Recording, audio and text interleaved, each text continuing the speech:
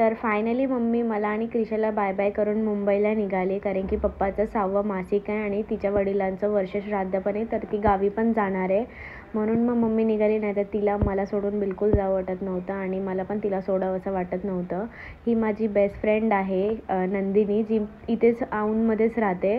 तर ती आलेली मम्मीला घालवायला आणि मी तिच्याकडे राहणार होते 2-3 दिवस, कारण की मम्मी गेली म्हणून मला पण करमत नव्हतं. मग घरी आलो, आवरलं वगैरे, त्यांना आलू टिक्की बनवली मुलांना आणि सियानला मी क्लासला सोडायला गेलो.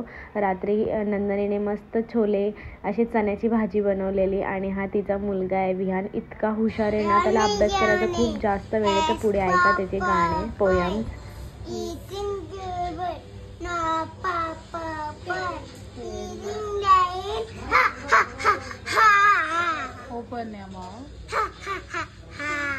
Good boy. मछली चल गई, उसकी नानी है, ये बन उसका पानी है, हाथ लग जाओगी, बाहर बन जाएगी मछली.